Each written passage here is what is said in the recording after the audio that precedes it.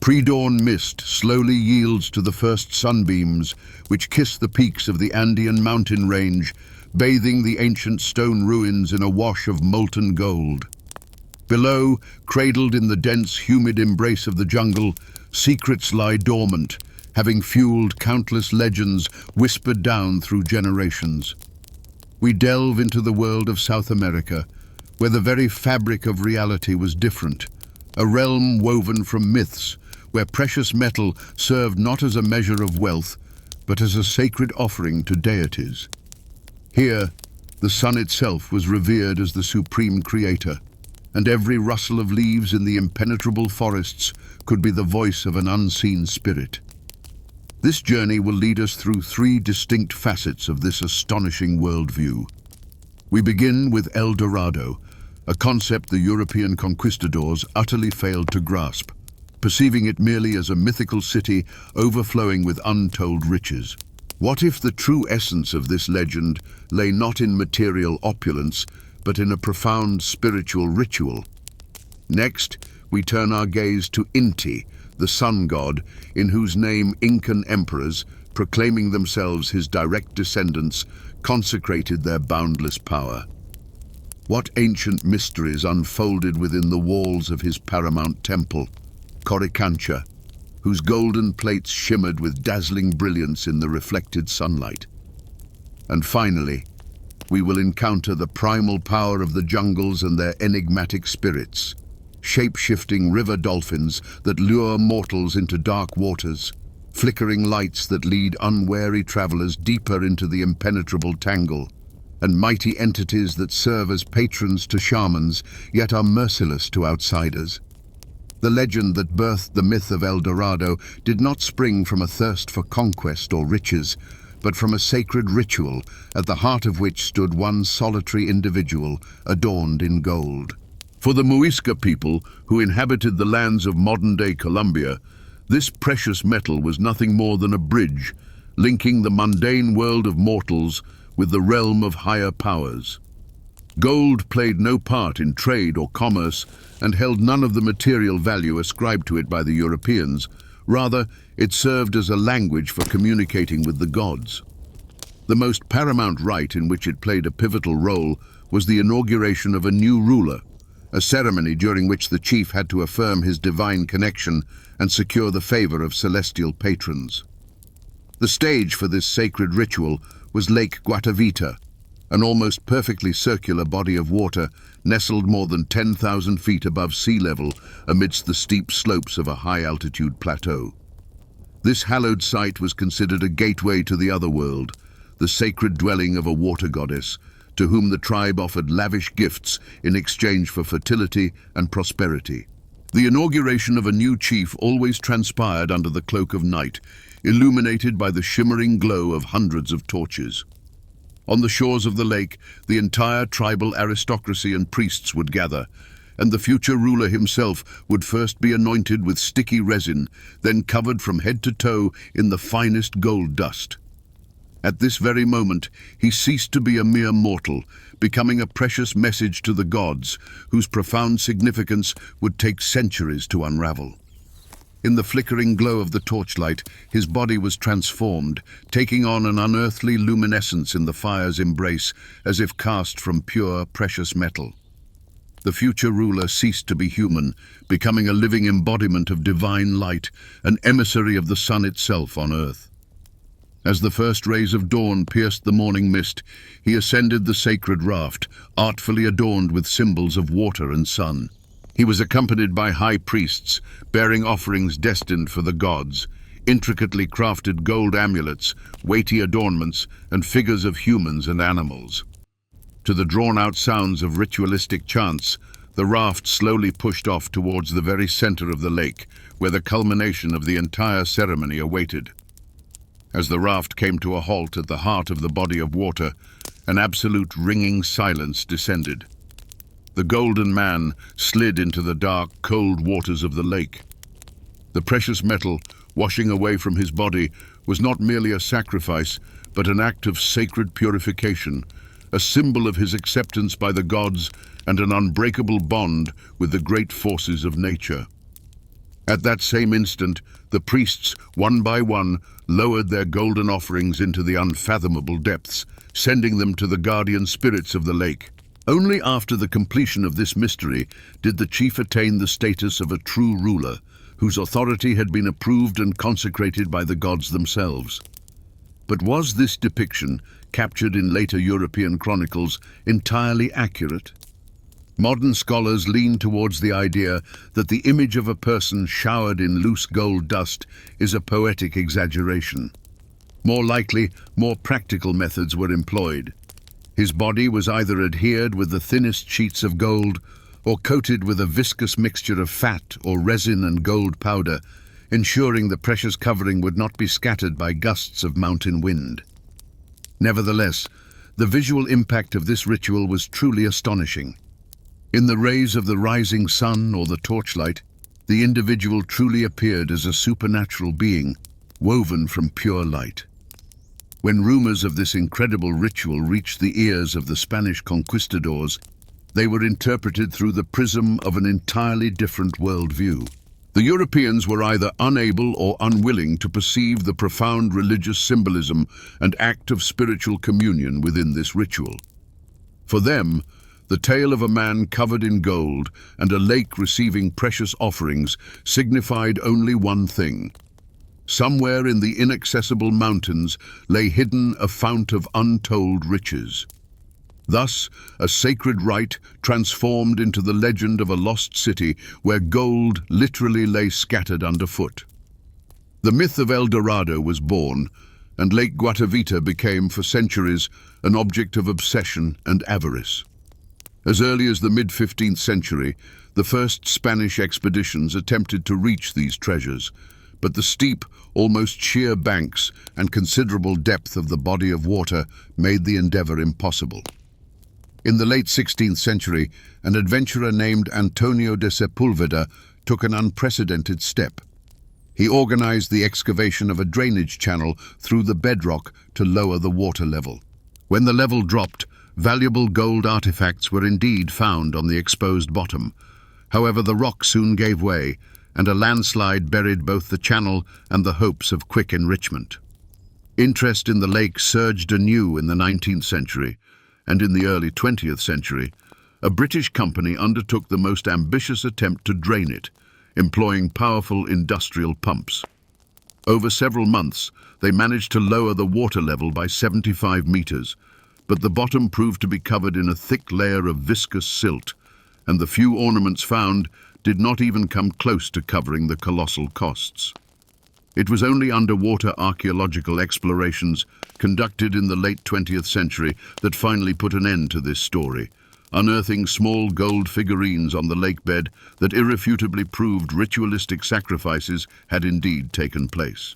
Thus, after 4 centuries of obsession and titanic efforts, people finally received proof that the legend was true, but they were never able to come to terms with what that truth actually entailed. Nevertheless, the bulk of the treasures, if such ever rested on the bottom, remained securely buried beneath centuries-old layers of silt and sediment. Today, Lake Guatavita endures as a place steeped in legends, a silent keeper of an ancient mystery. It is quite probable that somewhere beneath its dark waters, priceless offerings to forgotten gods still lie, and with them, the key to unraveling a grand myth that forever changed the course of an entire continent's history. However, for the Spanish, consumed by their lust for gold, a single lake was not enough. They were deeply convinced that the rituals at Guatavita were merely the tip of the iceberg, and that somewhere beyond the impenetrable forests and mountain ranges lay hidden not just a body of water, but an entire empire where gold literally paved the ground. Thus, the myth of the Golden Man began to take on a life of its own, transforming and expanding into the magnificent legend of a lost city concealed in the very heart of South America. The initial searches were chaotic.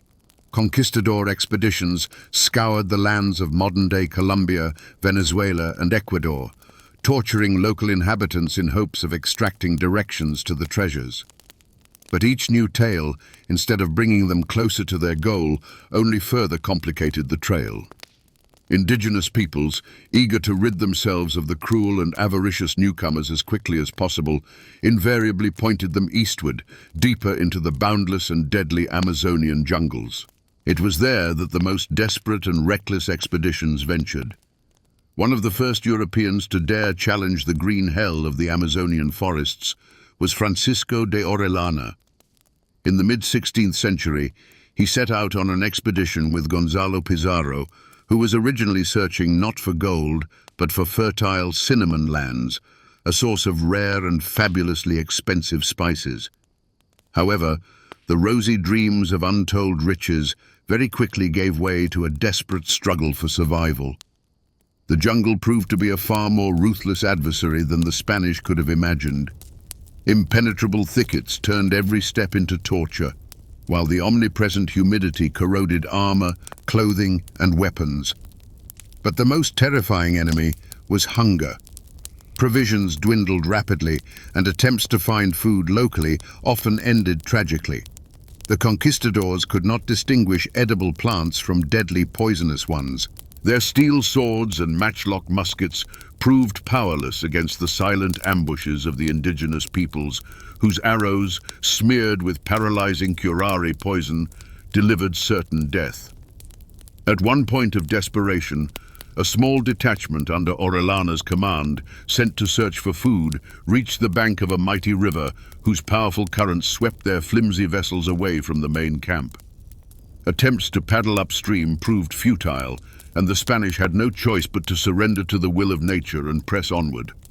Unbeknownst to themselves, they became the first Europeans destined to traverse the entire South American continent from west to east along the course of the planet's greatest river. This journey devolved into a veritable nightmare. Orellana and his companions suffered from hunger, fever, and constant attacks from hostile tribes. One of the most astonishing events in their odyssey was a battle with a troop of tall and fierce female warriors who, according to entries in the ship's log, fought with courage and skill equal to the finest soldiers. Inspired by ancient legends, Orellana christened this river the Amazon, and the name has been affixed to it ever since. Only after many months of inhuman privation did a handful of emaciated survivors finally reach the Atlantic coast. They found neither gold nor cinnamon, but their journey charted a new, awe-inspiring geographical reality onto the world map. And yet, instead of dispelling the myth of El Dorado, their accounts only added fuel to the unquenchable thirst for gain. Although they did not discover the coveted gold, the mere fact that Orellana and his men managed to traverse an enormous, hitherto unknown continent inspired an entire generation of new adventurers. And even if his expedition did not initially aim to find El Dorado, his name later became inextricably linked with this chimera. Many believed that somewhere along his path, in the impenetrable depths of the jungle, he must have passed that very city of pure gold. Approximately 20 years later, a man whose story would inscribe one of the darkest and bloodiest pages in the annals of the conquest set out in search of the mythical kingdom.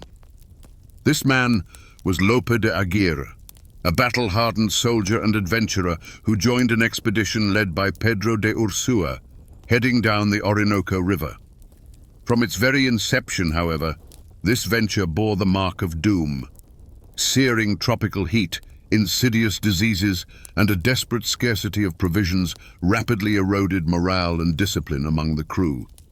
Lope de Aguirre, a figure of extreme cruelty and volatile temperament, grew suspicious that his commander was deliberately leading the men to certain death.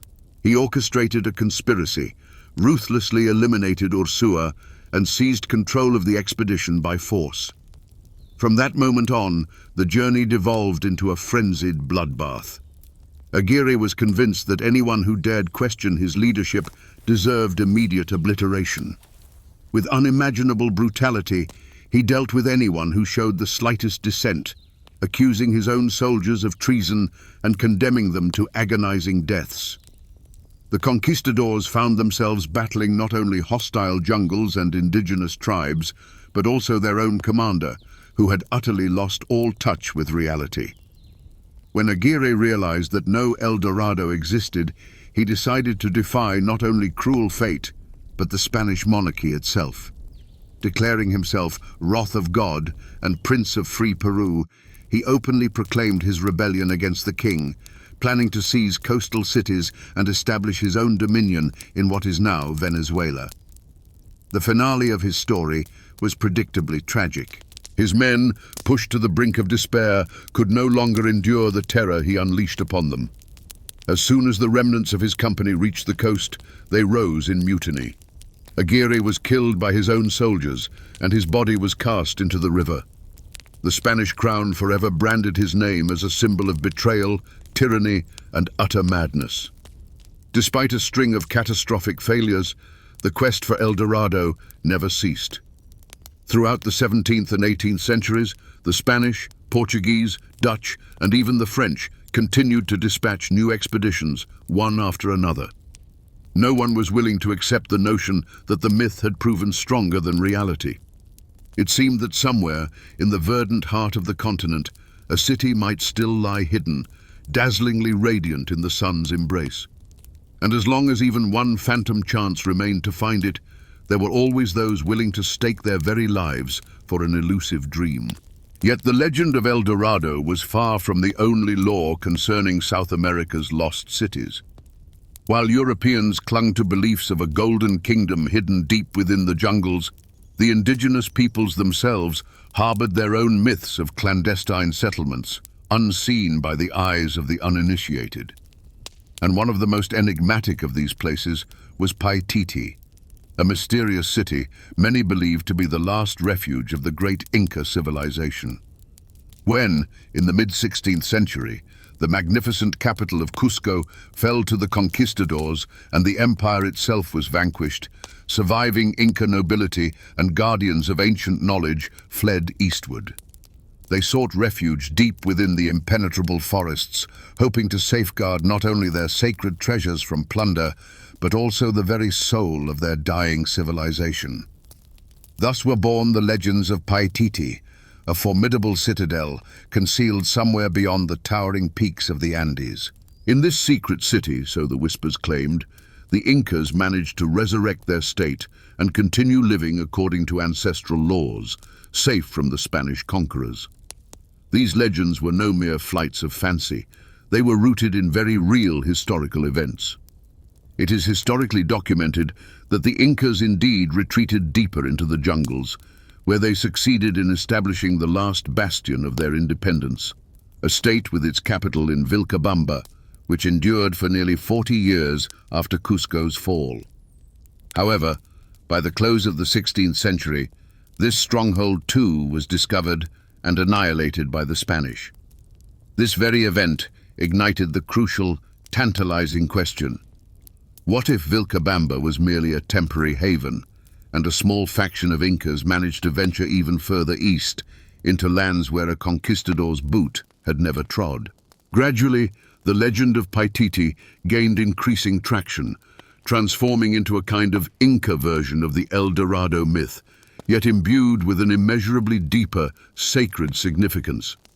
For the Inca descendants, it was not merely a city of untold riches, but a symbol of a surviving civilization, the final stronghold of their knowledge and traditions. For European adventurers, however, all these cultural nuances were nothing more than a poetic aside. In their minds, tales of Paititi inevitably merged with the legend of El Dorado, becoming just another chapter in the saga of hidden treasures. Thus, two grand dreams, one of a civilization's salvation, the other of untold gold, converged at a single point on a map, a point that perhaps never truly existed. For centuries, the legend of Paititi has stirred the imaginations of diverse individuals, from desperate adventurers to serious archaeological scholars, compelling them to embark on quests for the mythical city. As early as the 18th century, Portuguese missionaries, carrying out their calling in untamed lands, relayed tales heard from indigenous tribes about a settlement hidden deep within an impenetrable forest thicket. Much later, in the 20th century, Peruvian researchers stumbled upon mysterious ruins in the eastern reaches of the Andes. However, irrefutable proof that these were indeed the remains of the legendary Paititi has yet to be found. And today, this phantom chase continues, but now maps and compasses have been supplanted by cutting-edge technology. Satellite imagery has already unveiled the contours of previously unknown ancient settlements in the Amazonian jungles, kindling fresh hope. Yet, Paititi is not the sole enigma concealed within South America's verdant labyrinths. In the shadow of this prominent legend exists another, far less known to the general public, but no less stirring. Its name is Nan Madol. Among the select circle of adventurers and explorers of the unknown, this name alone can evoke a reverent awe, for its tales embody all the hallmarks of classic lost world lore. According to legend, this city lies lost in the continent's most impenetrable jungles, perhaps within the lands of modern-day Brazil or Venezuela. Its walls, purportedly built from cyclopean basalt blocks, are said to hold memories of times even predating the flourishing of the Inca Empire. Herein lies its chief distinction from Paititi. While the latter is intimately tied to a specific people and their history, Nan Madol presents an absolute mystery. No one can confidently speak of its creators or the era of its existence. Whispers of this phantom place began to seep into the outside world in the 19th and 20th centuries, as brave pioneers, venturing deep into the heart of the Amazon, brought back accounts from local tribes. They spoke of majestic ruins swallowed by vegetation, of stone pathways that vanished into nowhere, and of the sinister fate of those who dared to seek the city and vanished without a trace into the green abyss. Of course, official archaeology currently possesses no confirmation of Nan Madol's reality. Many scholars lean toward the idea that it is merely an amalgam, a myth born from fragmented information about numerous real but long-vanished settlements in the jungle. Yet, modern technology provides food for thought. Satellite images of the most remote parts of the Amazon sometimes reveal anomalies, perfectly straight lines and geometric shapes that are difficult to attribute to natural formations. Perhaps these are the scars on the Earth's surface, left by long-departed civilizations. Much like the eternal chase for El Dorado, the quests for Paititi and Nan Madol persist, not merely driven by a hunger for treasure. These myths are more than simple tales of gold. They embody a longing for lost knowledge, a primal fear of the unknown, and an inextinguishable hope that somewhere, in the most hidden corners of the world, something incredible might still be concealed, capable of overturning our understanding of the past. For centuries, these legends have fueled imagination and spurred people to acts of heroism and madness. But did these alluring stories have a real foundation? Could genuinely rich cities, brimming with gold, have existed in the Andes or the boundless Amazonian forests, somehow miraculously escaping the gaze of the Spanish conquistadors? For the historical facts are irrefutable. The civilizations of this region indeed possessed immeasurable quantities of the precious metal. It was this undeniable fact that drew a thin but unbreakable line, beyond which myth ceased to be mere folklore and transformed into a call to action. For the indigenous peoples of the Andes, be they Incas or Muiscas, gold possessed a value incommensurate with worldly wealth.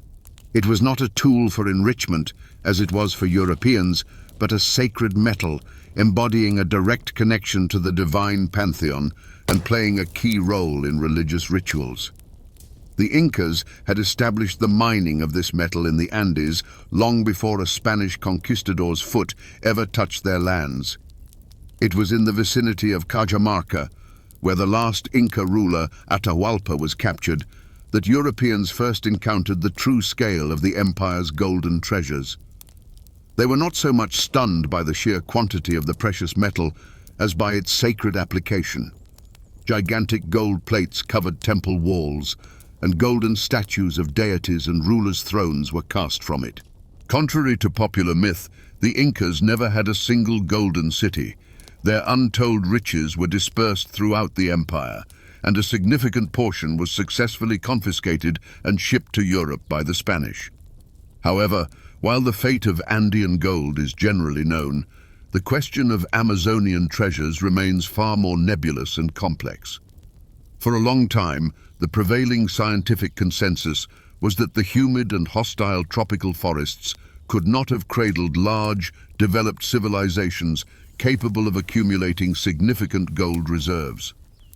Recent research is fundamentally altering this established view. The breakthrough occurred in the last decade with the advent of LiDAR, laser scanning technology that has literally allowed us to peer through the impenetrable jungle canopy. With its help, traces of previously unknown ancient settlements have been discovered in the Amazon, some of which exhibit astonishingly complex layouts, networks of roads, formidable fortifications, and ritual centers. These discoveries irrefutably prove that the Amazon in the past was not merely wild jungle, but home to highly organized and complex societies. And although archaeologists have not yet been fortunate enough to unearth golden cities in the form described by legends, numerous finds of gold artifacts in regions adjacent to the Amazon confirm that the ancient peoples of this area possessed technologies for processing precious metals and had access to their reserves. Perhaps further research will lead to discoveries that compel us to entirely rewrite the ancient history of South America. Perhaps the most eloquent archaeological evidence which transformed legend into fact came from Colombia, the so-called Muisca raft, or the golden boat from Lake Guatavita. This exquisite artifact, crafted by the skilled artisans of the Muisca people, depicts a sacred ritual. A new ruler, his body completely covered in gold dust, sailing on a raft to the center of the sacred Lake Guatavita to offer gifts to the gods. This figurine, discovered back in the 19th century, became material confirmation of the Spanish chronicles concerning the Golden Man ceremonies, which ignited the enduring myth of El Dorado. But this discovery is far from the only one. Across the lands of modern-day Colombia, Peru, and Ecuador, archaeologists have unearthed thousands of gold artifacts belonging to diverse cultures: the Muisca, the Chimu, and the Inca. These were masterful adornments, funerary masks, ceremonial figurines, and amulets. Yet, one of the most breathtaking revelations in this field was the discovery of the golden tomb of the Lord of Sipan in Peru. In 1987, archaeologists stumbled upon the utterly pristine burial site of a Moche ruler who lived approximately 16 centuries ago. The excavation of this burial proved incontrovertibly that myths of unimaginable riches were not mere fantasies, and that the very soil of South America could still unveil treasures far exceeding the wildest imagination. The tomb's contents were astonishing. Nestled within lay an unbelievable array of pure gold artifacts, including breastplates, diadems, intricately designed earrings, and ceremonial goblets, all entirely sheathed in the precious metal. This discovery immediately entered the annals as one of the greatest archaeological events of the 20th century, as it offered scholars the first opportunity to witness pre-Columbian nobility's burial rituals in their untouched, pristine grandeur. Gold was also unearthed in the hard-to-reach, high-altitude regions of the Andes, where it was utilized not only by the mighty Inca, but also by even more ancient civilizations that preceded them. For instance, the Tiwanaku culture, which flourished long before the Inca, also left behind golden artifacts, serving as testament to their complex religious practices. All these discoveries, when pieced together, paint a clear picture. Gold truly held a central position in the spiritual and material culture of ancient South American peoples. Yet, not a single mythical city built entirely of the precious metal has ever been found. Gold-bearing lands did exist, but the treasures were not concentrated in one location. Rather, they were dispersed across vast territories, finding purpose in rituals, serving as material for adornments, and decorating temples. Nevertheless, the search continues, and modern technologies, like a key to a locked door, are unlocking ever more chapters of ancient history. It is not unlikely that deep within the jungles, or amidst the cloud-shrouded ruins of the Andes, artifacts still await their moment, capable of yielding answers to the most profound mysteries of the past. When in 1532 the Spanish captured the last Inca emperor, Atahualpa, they could not have imagined the incredible offer he would make them. Realizing that the conquistadors' sole driving force was an insatiable hunger for gold, Atahualpa offered them an unprecedented ransom for his freedom. He vowed to fill one of the rooms in the palace at Cajamarca with gold, stacked as high as his outstretched hand, and to fill 2 more identical rooms with silver. Blinded by the prospect of fabulous wealth, the Spanish accepted his terms. Soon, caravans laden with treasure converged on Cajamarca from every corner of the vast empire. Golden statues, ceremonial masks, and plates that once adorned temple walls were mercilessly melted down into ingots and stacked high in the ransom chamber. However, even with the terms almost fulfilled, Francisco Pizarro did not keep his word. Fearing that a freed Atahualpa could rally resistance and raise a new army, the Spanish treacherously executed him. But what became of the portion of the ransom that never reached Cajamarca? Legend has it that numerous caravans were still en route when news of the emperor's death reached them. The priests and warriors accompanying the precious cargo resolved to hide it, preventing the sacred gold from falling into the hands of the foreign invaders. Many versions exist concerning the precise location where these treasures were hidden. Some traditions point to an intricate network of underground passages beneath Cusco, or to hidden caches lost in the mountains. Others, more romantically, assert that the gold was carried into the impenetrable jungles and became the foundation for the mythical city of Paititi. The Spanish never succeeded in finding these riches, even though their searches, at times desperate and brutal, continued for centuries. If Atahualpa's treasures truly exist, their whereabouts remain to this day one of the greatest unsolved mysteries in world history. This gold is not merely an immeasurable fortune, but the last symbol of the Incas' desperate resistance, their final attempt to safeguard their heritage from the conqueror's greed. But if the colossal treasures of an entire empire could indeed be so securely hidden, where did their final secret path lead? Perhaps one of the most captivating topics surrounding the Inca legacy is the hypothesis of secret underground passages that, according to lore, permeate the entire territory of their former empire. Legends persistently claim that beneath the ancient capital, the city of Cusco, lies an incredibly complex and extensive network of tunnels. It is said that these hidden passages connected temples, led to treasuries, and even provided links between the city and distant fortresses, allowing for the discreet transfer of warriors and supplies. The most famous entrance to this hypothetical subterranean system, if tales are to be believed, was located beneath the foundations of Coricancha, the principal temple of the sun in Cusco. Contemporaries who saw it before its destruction described this sanctuary as a genuine wonder of the world. Its walls were clad in pure gold plates. An artificial garden of precious metal plants bloomed in its inner courtyard, and the statues of the gods shimmered dazzlingly in the sunlight. When the Spanish conquistadors seized the city, they plundered and demolished the temple, erecting the convent of Santo Domingo upon its sacred foundation. Nevertheless, many were convinced that the Spanish never managed to discover all the secret passages originating in Coricancha's underworld. According to legends, one of these tunnels plunged to an unimaginable depth, leading to lost repositories where the Inca hid their greatest treasures. Stories of those who attempted to enter these labyrinths only to vanish without a trace were passed down through generations. For instance, in the 16th century, as legend tells it, a detachment of gold-obsessed Spaniards entered one such passage and disappeared forever. Years later, their remains were supposedly discovered a vast distance from Cusco, which only reinforced the rumors of a gigantic network of tunnels stretching for hundreds of miles. But is there even a kernel of truth in these accounts? Some researchers hold the opinion that underground passages did exist, but their scale is greatly exaggerated. Most likely, these were small hidden caches, not grandiose labyrinths traversing the entire empire. However, archaeological work in Cusco has indeed uncovered tunnels descending deep into the earth, though many of them have proven to be collapsed or flooded. Today, exploration of Cusco's underground is severely restricted due to the high risk of ancient structures collapsing.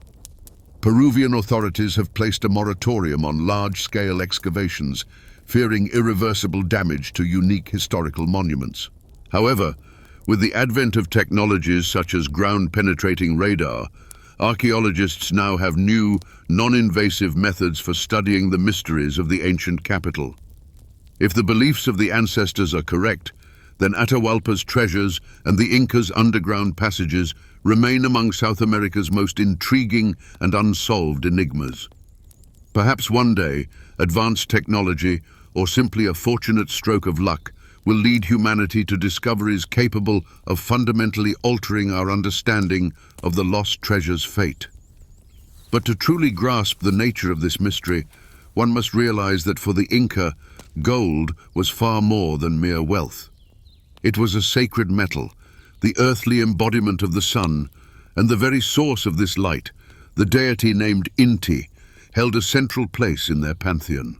Inti not only bestowed warmth and light, he was the arbiter of the entire empire's destiny, the guarantor of its prosperity, order, and the legitimacy of its rulers, who considered themselves his direct descendants on earth. It was to Inti that they appealed in times of hardship, and to him that their most generous offerings were dedicated. To grasp why the cult of the sun held such fundamental significance, one must view the world through Inca eyes and understand how they perceived its role in nature, societal life, and the very structure of their authority. For them, the sun was not merely a distant celestial body, but the very pulsating heart of creation. Piercing the thin mountain air, the sun's rays warmed the earth, awakened its fertile powers, and ensured the growth of vital crops. In the harsh Andean conditions, where climatic whims were commonplace, it was the sun's generosity that determined whether the people would thrive in abundance or weaken, tormented by hunger. Thus, sunlight was not merely a source of physical warmth, but a tangible symbol of prosperity and well-being. When the sun shone brightly over the empire, it was regarded as a sign of divine favor. The harvest would surely be plentiful, and the state strong and unwavering. But should the sun hide behind a veil of clouds, or should prolonged rains or, conversely, scorching droughts begin, it was perceived as an ominous presage, an unequivocal sign of Inti's wrath. Solar eclipses evoked a distinct, almost primal terror in the Inca. In their worldview, during these eerie moments, the universe teetered on a knife's edge, poised on the brink of inevitable catastrophe. The Inca believed that the sun could extinguish forever, dragging into oblivion all established order, light, and life itself. On such frightening days, priests immediately commenced emergency rites, raising rich offerings to the heavens and directing passionate pleas to Inti with a single request: to return and illuminate the world once more with his radiance. The solar cult was so deeply ingrained in the Inca worldview that their civilization literally depended on daylight. The cessation of the celestial body's radiance was not perceived as a natural phenomenon, but as an inevitable apocalypse, the complete and ultimate termination of existence. Yet the deity Inti not only bestowed life and warmth, but also served as the unshakable bedrock of all state authority. In the Inca worldview, their supreme ruler, the Sapa Inca, was not merely divinely appointed, but Inti's direct blood descendant on earth.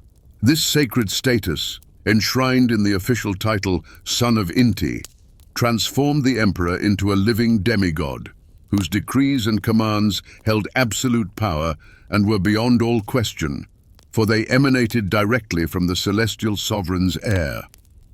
At the heart of sun worship stood the majestic temple complex of Coricancha, erected in the very core of the capital city, Cusco. This sanctuary was conceived as an earthly mirror of divine radiance. Its massive stone walls were entirely clad in sheets of pure gold, which, catching the sun's rays, suffused the surroundings with dazzling light. The inner courtyard was adorned with effigies of humans, animals, and plants, also exquisitely cast from the precious metal, while at the very heart of the temple resided a gigantic golden disc, the foremost material symbol of Inti himself. The Spanish who arrived on these lands, awestruck not by its spiritual grandeur, but by its sheer material opulence, ruthlessly stripped away and melted down this gold, forever wiping from the face of the earth one of the Inca civilization's greatest creations. The veneration of Inti assumed its deepest spiritual weight during the ceremony marking a new emperor's ascension to the throne. This ritual was far more than a mere political transfer of power. It was a profound mystical communion through which the sovereign became the mortal embodiment of the sun's very essence. Priests conducted intricate rites, imploring Inti to acknowledge and bestow blessings upon his newly chosen son. The monarch himself, resplendent in lavish robes intricately embroidered with threads of pure gold, emerged before his populace as the very first rays of dawn kissed the horizon. He extended his arms toward the ascending sun, symbolically imbibing its divine energy, which was believed to imbue him with profound wisdom and unyielding strength. The dramatic crescendo of the ceremony arrived with the anointing of the mascapaicha, a singular royal crown woven from threads of crimson and gleaming gold, a sacred regalia permitted to be worn by the Sapa Inca alone. This powerful gesture served as undeniable proof that Inti himself had sanctioned the new sovereign. Not even the cold embrace of physical death could sever this divine covenant. The remains of deceased rulers underwent meticulous mummification and were reverently enshrined within the temples as the most revered sacred relics. They were periodically brought forth into Cusco's central plaza during momentous state celebrations, where they continued to preside among the living, eloquently affirming the perpetual and immutable nature of power bestowed by the sun itself. Thus, Inti was far more than merely one deity among a pantheon. He was the indispensable linchpin upon which the entire imperial edifice rested. His light served as the very synonym for life, order, and boundless prosperity. His divine will was the ultimate law, and his blessings the sacred guarantee of imperial might and the people's unending hope that the sun's radiant embrace would never dim over their cherished lands. The system thus forged appeared absolutely unshakable, its very legitimacy derived from the celestial realms themselves. But what cataclysm might unfold, should the shadow of doubt one day fall not upon the divine being, but upon the very mortal who proclaimed himself Inti's sole son on earth? While the Coricancha temple might not have boasted the colossal scale of certain other edifices, its spiritual and political gravitas remained unparalleled, firmly establishing it as the preeminent sanctuary of the entire empire.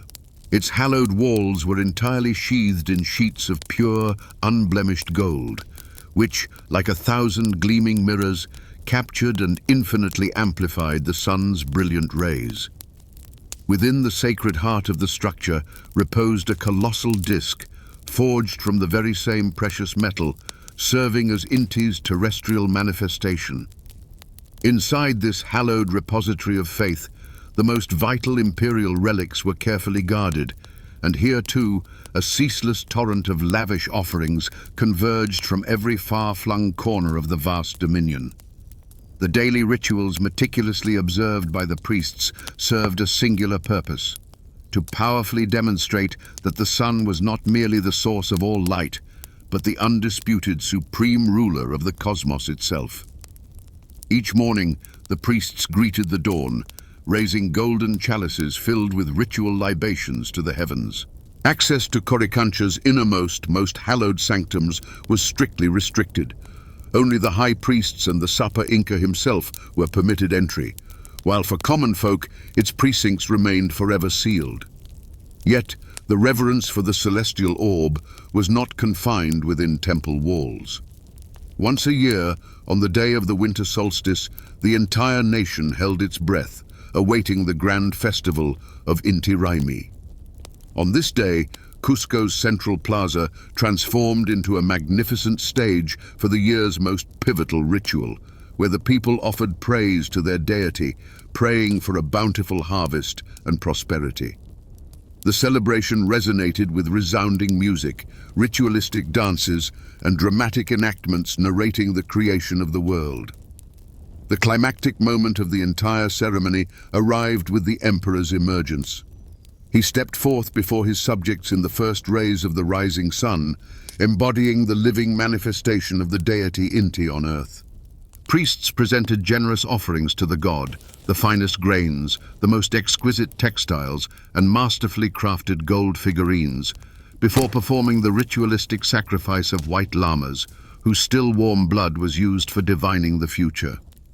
At this precise moment, the entire plaza fell into an absolute, palpable silence, as every soul, holding its breath, awaited a sign of whether the great Inti would accept their offerings. The significance of Inti Raymi was so profound that even the Spanish conquistadors could not eradicate it. Despite colonial authorities imposing the most stringent ban on pagan rituals, the indigenous population continued to secretly observe the solstice day, skillfully weaving elements of Christian faith into the ancient rites. Only in the 20th century was the festival officially revived as part of the historical and cultural heritage, and now this large-scale reenactment annually draws thousands of people to Cusco, eager to connect with the grandeur of the ancient civilization. However, the splendor of the solar sanctuaries lay not merely in the abundance of gold or the opulence of the ceremonies. The Incas were ingenious architects who masterfully employed the principles of optics to produce the desired sacred effect. They utilized so-called solar mirrors, perfectly polished plates of metal and gold positioned at precisely calculated angles to capture, concentrate, and redirect streams of light. As the sun ascended from behind the mountain peaks, its rays, streaming into the temple through specially designed apertures, reflected repeatedly off these surfaces, transforming the entire structure into a dazzling, almost otherworldly source of illumination. This technique was employed not only in the capital's Coricancha, but also in other temples throughout the empire, especially those erected atop mountain summits, where the gilded plates were the first to catch the morning rays, creating the illusion that the sanctuary itself radiated divine luminescence. The Inca Empire presented a magnificent stage, where light, stone, and gold coalesced into a singular spectacle designed to affirm the divine nature of power. But could this dazzling construct truly endure if its audience were to one day question the performance unfolding before their very eyes? Even after the downfall of their grand empire, the Inca worldview did not vanish into oblivion. The memory of the mighty sun god continues to live on in vibrant festivals, in legends passed down through generations, and in the silent ruins of ancient cities that, even today, seem to hold lingering echoes of his former brilliance. At the core of their cosmos lay the idea of universal harmony, born from the unity of opposites, and thus even the all-powerful solar deity Inti could not rule in solitude. His light demanded a complement, and his authority was inconceivable as absolute without the participation of the moon, the stars, and even darkness itself. Opposite this fiery, masculine principle, which embodied unyielding order and state power, stood Mama Killa, the moon goddess, revered as Inti's sister and consort. Her role in the cosmic drama was no less vital. If Inti bestowed strength, Mama Killa was responsible for gentleness, for the rhythms of time itself, and for the profound protection of all living things. Unlike the eternal and unchanging solar disk, the moon's face constantly transformed, cycling through phases of birth, waning, and new rebirth. The Incas saw in this a sacred reflection of all earthly life, feminine nature, and the grand cycles of the natural world. It was Mama Killa who patronized women, the sacred mystery of marriage and the miracle of childbirth, and her silvery light, it was believed, safeguarded newborn infants. Wedding ceremonies were therefore ideally conducted during a full moon, hoping that this would bring the new family happiness and abundance. The moon also played a crucially practical role. The Incas meticulously aligned their agrarian life not only with the solar, but also with the lunar calendar, determining the optimal times for sowing and harvesting based on its phases. It was believed that the growth of plants was directly dependent on moonlight, and an especially bright nocturnal glow promised a generous yield. But if the silver disk in the sky suddenly began to wane during an eclipse, it was perceived as an ominous sign, warning of impending calamities, famine, or disease. Beyond the moon, the stars served as celestial guides for the Incas, and among them, the Pleiades cluster, known as Colca, held a special place.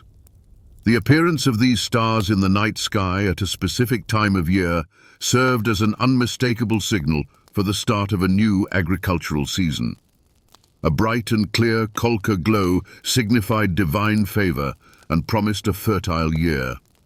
If, however, the stars were dim or rose late, the priests raised an alarm, preparing the people for potential hardships.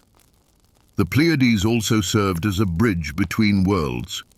The Incas believed that the souls of the righteous ascended to these distant stars after death, and some myths even named them the spirits of ancient rulers, observing their descendants from the heavens. Despite all his power, Inti was not omnipotent.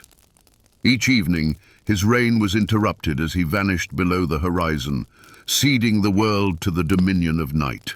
According to their beliefs, sunset was not merely the transition from day to night, but a moment when Inti plunged into the depths of the underworld for a nightly battle with the spirits of primordial darkness, who sought to forever engulf his life-giving light. Their entire world rested on the fragile certainty of this eternal battle's outcome, for no one dared to ask, what if, one day, the light lost? Nighttime, in the Inca imagination, was not simply a period devoid of daylight, but an arena of titanic struggle where the very existence of the world hung by a thread each night. Every dawn was perceived not as a mundane change in time of day, but as Inti's triumphant return, a symbol of his renewed victory in the battle against the forces of gloom, after which he once more proudly ascended his celestial throne. The greatest terror and awe were reserved for solar eclipses. This phenomenon was interpreted unequivocally.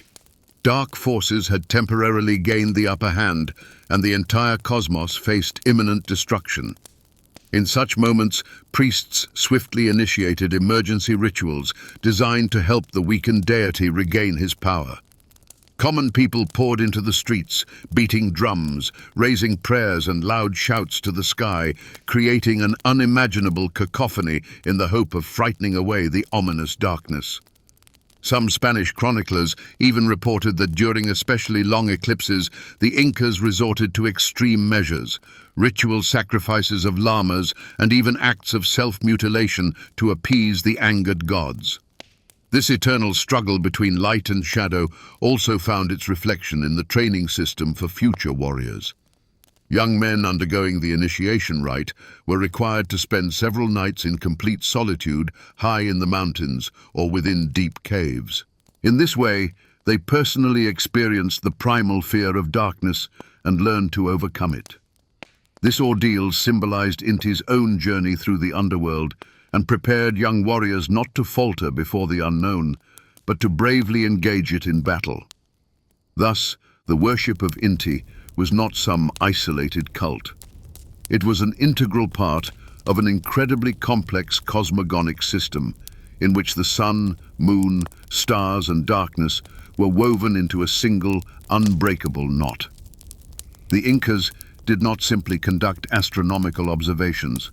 In the movement of celestial bodies, they saw echoes of an eternal confrontation between cosmic forces, upon whose outcome their own destiny depended.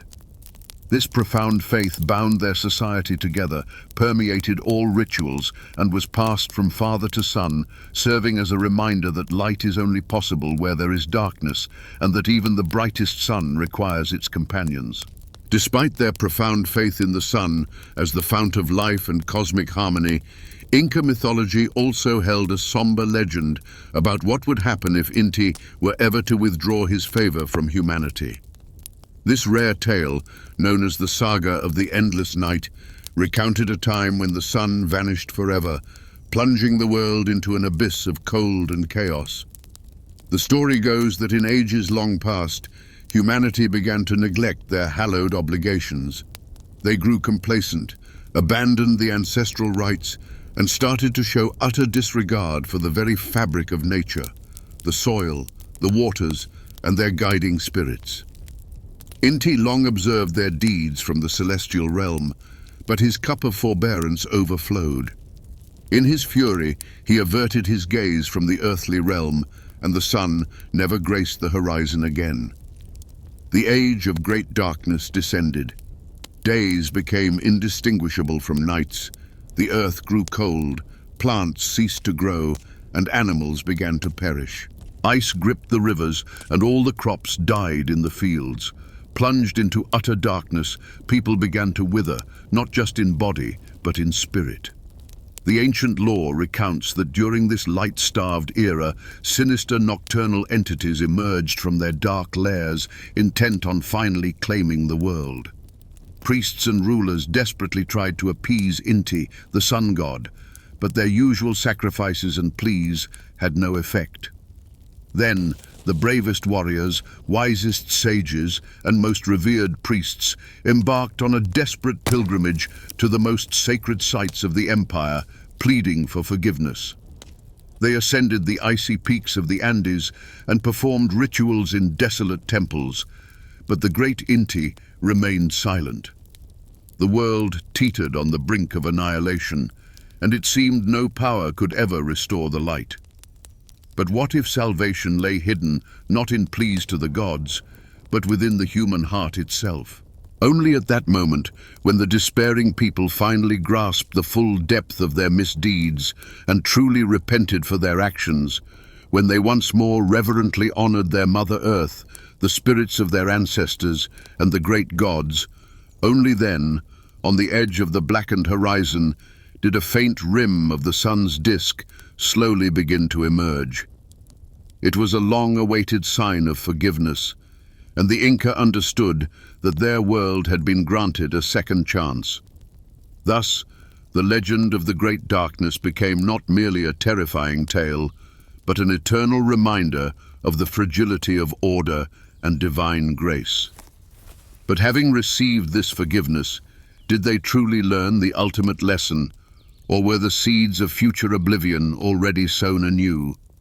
The lore of the Great Darkness left an indelible mark on the consciousness of the Inca people, giving rise to an almost sacred dread at the possibility of this cataclysm repeating. It was this fear that transformed sun worship from a mere tradition into a vital, sacred vow designed to eternally safeguard the world from succumbing to darkness. The flame of this faith did not wane even when the empire itself crumbled into ruins. The memory of the divine luminary continued to warm the souls of the ancient people's descendants. The Spanish conquistadors who arrived in these lands undertook a resolute attempt to eradicate the cult of Inti, imposing the strictest ban on all pagan ceremonies. However, this policy, akin to spiritual genocide, could not destroy beliefs that were rooted deep in the mists of time. Faith in the solar deity went underground, preserved in the form of secret rituals and oral traditions, which were passed down by word of mouth in secluded mountain villages, far from the watchful eye of the colonial administration. There, in the stillness of the Andes, people continued to offer prayers, so that their celestial patron would never again turn his face away from the earth. This unbroken, centuries-long connection to their ancestral legacy became the fertile ground for the astonishing resurgence of Inti worship in the modern era. The most vibrant embodiment of this renaissance is the grand Inti Raymi festival, held annually in the ancient Inca capital, the city of Cusco. This festivity's roots stretch deep into antiquity, to a time when the Inca performed sacred rites on the day of the winter solstice to honor the sun god and seek his blessing for the coming year. Even though the Spanish conquest led to a ban on Inti Raymi in the 20th century, Peruvian scholars and enthusiasts, drawing on historical chronicles and surviving accounts, meticulously recreated this ritual, breathing new life into it. Today, Inti Raymi has transformed into one of the largest and most spectacular cultural events in South America. Annually, on June 24th, thousands of spectators and participants flock to Cusco to be part of this magnificent spectacle. The festival begins at the ruins of Coricancha, once the principal temple of the sun, where priests address Inti with pleas for light, warmth, and fertility. From there, a solemn procession, accompanied by traditional music, theatrical scenes depicting the empire's life, and ritual dances, proceeds to the city's central plaza. The culmination of the entire ritual unfolds within the walls of the monumental fortress of Sacsayhuaman, where the main ceremony of symbolic homage to the celestial luminary takes place. At the pivotal moment of the ceremony, an actor portraying the supreme ruler, the Sapa Inca, clad in garments shimmering with gold, raises his hands to the sky, greeting the first rays of the sun. At the same time, priests make symbolic offerings, precisely replicating the actions of their distant ancestors. And while the modern ceremony is largely theatrical in nature, for countless Peruvians, it remains a deeply personal spiritual experience. This is not just a colorful show for tourists, but a living thread connecting them to a glorious past and allowing them to feel part of a centuries-old tradition. Thus, Inti Raymi has become not only a national treasure of Peru, but also a powerful symbol of cultural resurgence for the entire Andean region. Just as the sun returned to the people in the ancient myth after their repentance, so too has faith in Inti once again taken a place of honor in the hearts of the Inca's descendants, serving as an eternal reminder of their roots and the unbreakable law.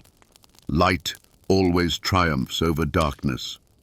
However, their spiritual worldview was not limited to the celestial luminary alone.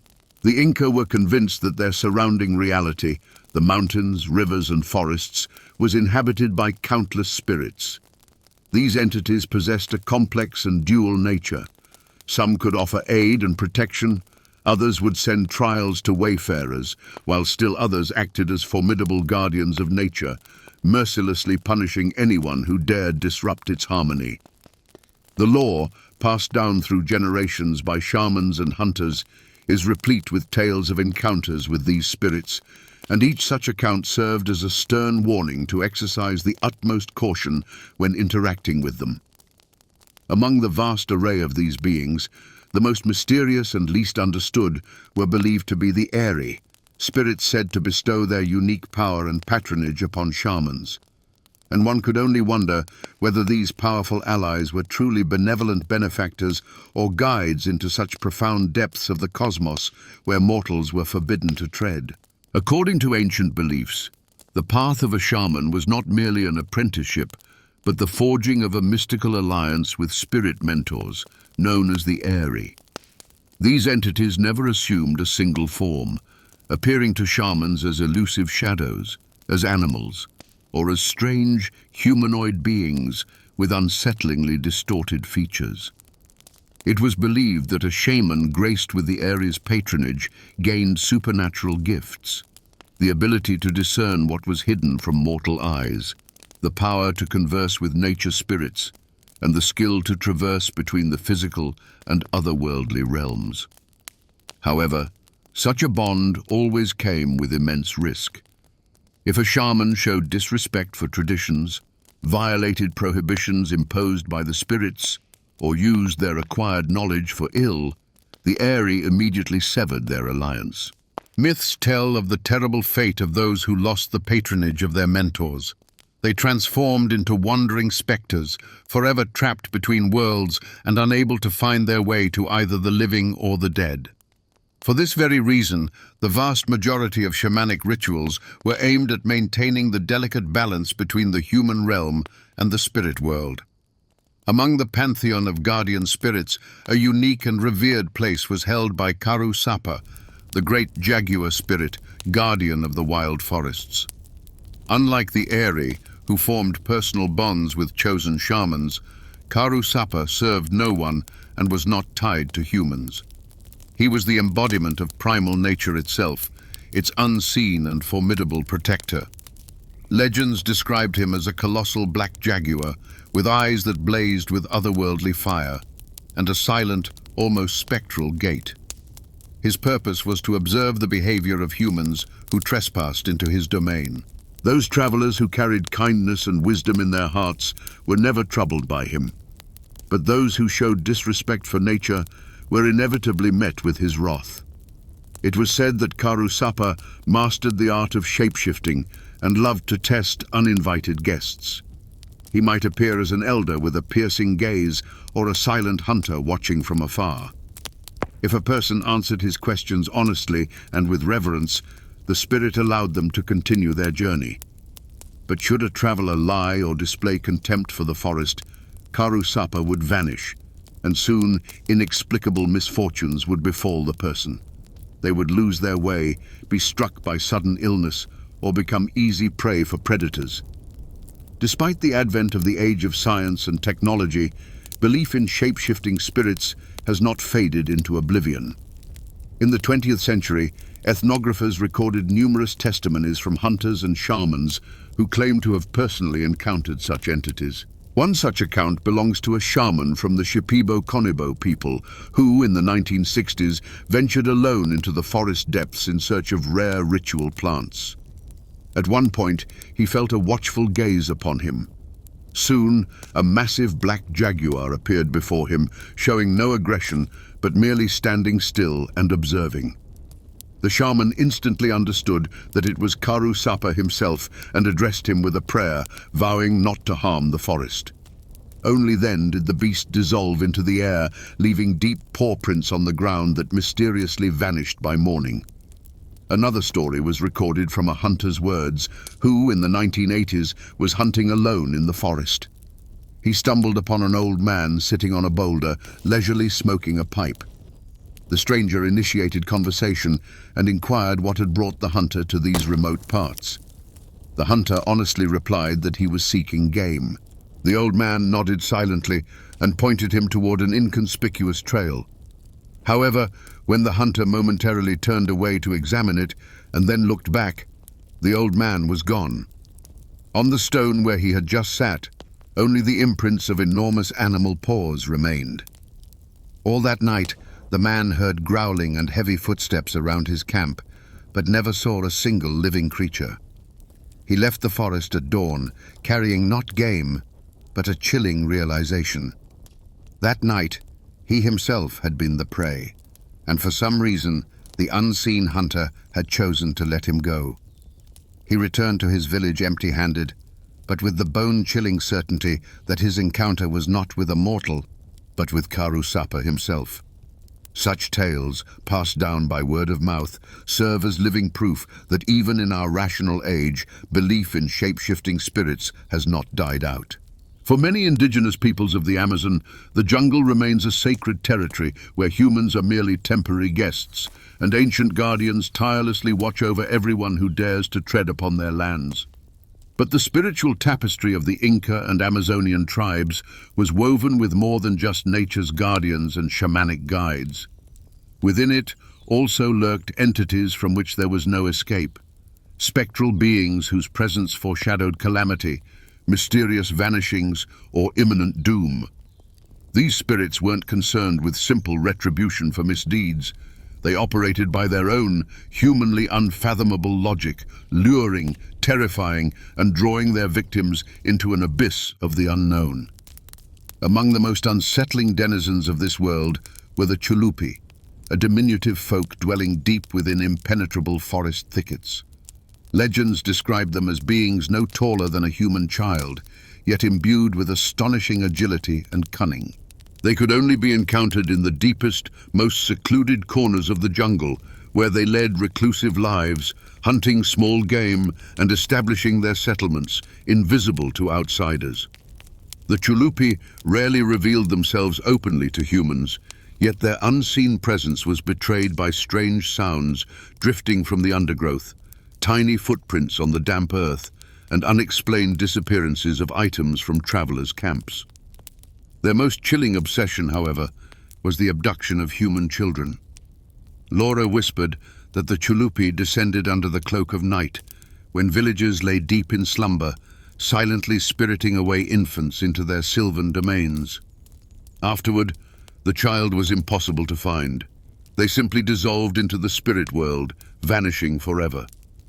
Some shamans theorized that the Chulupi didn't steal children out of malevolence, but rather to transform them into beings like themselves. A child lost in the forest, according to these beliefs, could themselves become one of these creatures, their former life entirely forgotten. It was said that at times childish laughter would echo from the depths of the jungle, or tiny figures would flit among the trees. But any who dared to answer that call risked sharing the grim fate of the abducted. Another ominous phenomenon that struck primeval dread into the hearts of travelers was the legend of the Luz Mala, the evil light. This mystical phenomenon manifested as a pale, flickering flame that would appear at night over swamps, forest paths, and riverbanks. According to folklore, this was no natural occurrence, but a trap spirit luring people to their doom. Eyewitnesses who encountered the Luz Mala unanimously claimed that the light possessed its own will and moved purposefully, as if beckoning them closer. Exhausted wanderers, having lost their way, often mistook it for the faint glow of a distant village or the welcoming warmth of a campfire. They would follow this spectral beacon, but it would invariably recede, drawing them ever deeper into the impenetrable thicket from which there was no return. One interpretation of this legend links the Luz Mala with the belief in the restless souls of the departed. Some tribes believed these to be the wandering spirits of those who could not find peace after death, and they were especially perilous for individuals entering the forest with ill intent. The shaman's warnings were stern and unequivocal. If you behold a wandering light in the night, under no circumstances are you to follow it. Turn away and seek your path in the opposite direction. For in these lands, the most formidable judge was neither human nor beast, but that invisible threshold separating the realm of the living from a world ever ready to devour it whole. Yet, tales of otherworldly forces are not merely relics of a distant past. They cast their ominous shadows even upon more recent times. In the 20th century, numerous instances of mysterious disappearances in the jungle were documented, which the local populace consistently attributed to the workings of spirits. One of the most inexplicable incidents occurred in the 1940s in the Amazonian region, when a team of 5 lumberjacks vanished without a trace. The search party discovered their camp entirely undisturbed. Personal belongings lay in their rightful places, food was prepared, and embers still glowed in the fire pit, yet not a single trace of the people themselves remained. Local inhabitants later recalled seeing strange flickering lights in the night sky above the forest on the eve of their disappearance. 3 decades later, in the 1970s, a similar fate befell a group of geologists conducting research deep in the forest. One member of the expedition suddenly walked away from camp, telling his colleagues he distinctly heard children's voices calling him from the undergrowth. No one ever saw him again. Weeks of searching yielded no results, and the local shamans delivered their verdict. He had been taken by the Chulupi. Such stories, whether ancient myths or documented tragedies, continue to live in the collective consciousness, serving as a somber reminder that the jungle is not merely an ecosystem, but a self-contained world governed by forces beyond human control. The riverine arteries of the Amazon are not just life-giving currents nourishing the jungle. They are a self-contained universe, brimming with mysteries and unseen inhabitants. In the beliefs of indigenous peoples, these waters belong to special spirits who can act as both protectors and cunning temptresses. They maintain order in their domains, yet are capable of luring people into the depths or forever carrying them away into their underwater kingdom. One of the most ancient and powerful guardians of the waters is Yakumama, the great serpent, the mother of rivers. Lore tells that she dwells in the deepest pools of the Amazon, and her very breath creates gigantic whirlpools capable of swallowing even large boats. For centuries, fishermen have passed down signs of her presence from generation to generation. If the water suddenly stills and air bubbles begin to rise from its surface, then Yakumama is near. In such cases, offerings, coca leaves, a pinch of tobacco, or a few drops of the ritual drink chicha were immediately cast into the river to appease the spirit and ask for permission to fish. She has been described in various ways, sometimes as a colossal anaconda capable of capsizing a vessel with a single flick of her tail, sometimes as a spectral entity whose true form can only be glimpsed in the reflection on the water's surface. Shamans claim to have seen her in dreams and heard her voice, which would warn where the waters were too dangerous and where it was safe to fish. But not only a serpentine deity rules the river depths. The Amazonian waters are also home to other mystical creatures capable of assuming human form, the encantado, or shape-shifting dolphins. These spirits are inextricably linked to the real-life pink river dolphins, known for their intelligence and playfulness.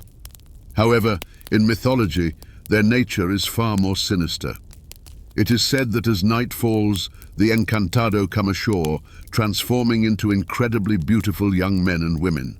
They attend lively village festivities, where with their unearthly beauty, music and dance, they charm mortals, only to then lure them into the dark waters.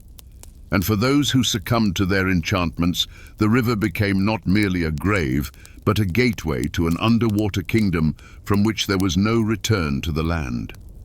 Deeply ingrained in popular belief was the conviction that an encounter with a shape-shifting dolphin, known as an encantada, irrevocably altered a human's destiny. To follow one meant almost certain doom, and the rare few who managed to return were never the same again. Shamans and keepers of ancient knowledge persistently warned, these river spirits are not only capable of seducing with their unearthly beauty, but also of fiercely punishing anyone who shows disrespect to the sacred waters. Those who polluted the rivers or mindlessly decimated their inhabitants could be struck by a terrible curse, eternal madness, or the fate of being forever bound to the Amazonian shores, unable to depart. One of the most intimate and stirring myths of this region is inextricably linked with the encantada, the legend of the Boto, mysterious children whose fathers were believed to be river spirits. Throughout the Amazon, stories were passed down by word of mouth about young women who, after giving birth, could not name the earthly father of their child and swore they had been seduced by a beautiful stranger who emerged from the water. It was believed that such children, the Boto, were special beings belonging simultaneously to two worlds, the human and the spiritual. These children possessed mesmerizing looks, an innate talent for music, and at times carried subtle, strange traits that betrayed their otherworldly origins. Some versions of the legend claimed that Boto could live among people, but with the coming of night, they were irresistibly drawn to the river. Yielding to this call, they would enter the water and vanish without a trace. A strict prohibition existed. If a Boto child returned to the river, they were not to be sought, for the spirits tolerated no mortal interference in their affairs. Sometimes, as lore tells, the only reminder of such an event was a trail of bare footprints on the riverside mud, leading to the very edge of the water and ending abruptly there. These beliefs are alive even to this day. For many indigenous Amazonian residents, the river is not just a watercourse, but a shifting, permeable boundary between worlds, where ancient entities continue to silently observe human life. Even today, when someone disappears without a trace in the jungle, or the sounds of unknown music echo in the nighttime silence, locals whisper with superstitious awe, "These are the deeds of the Encantada," or the great serpent Yakumama has awakened. The mythology of South America is not a static collection of archaic tales. It actively shapes the region's self-perception, creating an image of a land that still conceals unsolved mysteries. To the outside world, the Amazon basin remains the last great blank spot on the map, and the ruins in the Andes merely silent witnesses to a fallen empire. But for those born and raised here, myths are not just echoes of the past, but an integral part of the present. Despite centuries of colonial influence and the onslaught of modern culture, ancient beliefs continue to live in the hearts of the descendants of the Incas and the peoples of the Amazonian rainforest. In the deepest parts of the forests, shamans still call upon ancestral spirits, perform sacred rituals, and pass down ancient knowledge from generation to generation. For many locals, the river remains an animated being, and the forests a home for spirits demanding reverence and respect. Even in large cities, where civilization seemingly has utterly displaced old traditions, one can still hear tales of shape-shifting Zuare spirits or encounter someone who, before an important journey, still seeks blessings from the mountain peaks. However, myths don't exist solely as oral traditions. In recent decades, modern science has increasingly discovered that many ancient legends might be rooted in very real historical events or natural phenomena. The latest breakthroughs in archaeology and ecology are radically transforming previous understandings of what South America was like before the arrival of Europeans. Suddenly, the question was no longer whether there was a kernel of truth in these ancient tales, but rather what other astonishing layers of reality, long dismissed as mere folklore, still slumbered within the continent's living memory.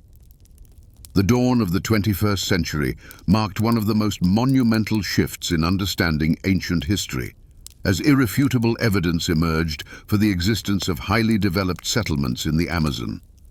For a long time, it was widely believed that the dense and hostile jungle simply could not physically serve as the cradle for large, organized civilizations. However, modern research, conducted using LiDAR laser technology that penetrates thick forest canopies, has dispelled this myth. Beneath the tree crowns, traces of complex urban agglomerations were discovered, complete with an intricate network of roads, irrigation canals, and formidable fortifications. This discovery confirmed that Amazonian peoples possessed a far more sophisticated social structure than previously thought, and their profound knowledge of land, water, and nature could have formed the basis for legends of lost cities, akin to the mythical Paititi. Equally significant confirmations of ancient rituals were found in the waters of Lake Guatavita. It is this very location that is tied to the legend of the Golden Man ceremony, which gave rise to the famous myth of El Dorado. In the 21st century, researchers, once again turning their attention to the study of the lakebed, were able to retrieve artifacts from beneath thick layers of silt that perfectly matched descriptions from ancient chronicles. The discovered gold figurines and ornaments became tangible proof that ritual sacrifices indeed took place. These findings also shed light on the true attitude of local peoples toward gold. For them, it was not a symbol of earthly wealth and power, but a sacred gift intended for the gods. Yet, the legacy of South American folklore goes far beyond mere scientific corroboration. It pulses vibrant and alive through modern culture, finding a brilliant reflection in music, cinema, literature, and spectacular festivals. Consider, for instance, the Inti Raymi festival in Cusco, which annually draws thousands of participants and countless spectators who witness a grand-scale reenactment of ancient rituals dedicated to the sun god. Across the cultural landscape of Brazil and Peru, the image of the Encantada, the mystical shape-shifting dolphin, still inspires musicians and filmmakers, while legends of forest spirits are organically woven into the narratives of popular works. Yet perhaps the most enduring element, one that persists through the ages, remains an all-encompassing sense of mystery. For all its technological triumphs and scientific breakthroughs, immense swathes of the Amazonian rainforest still lie uncharted, places where the footprint of modern humanity has yet to fall. In the high Andes, ruins of civilizations previously unknown to science are still being unearthed, and in forgotten valleys, archaeologists discover the footprints of long-vanished peoples. What other secrets does this enigmatic continent truly guard?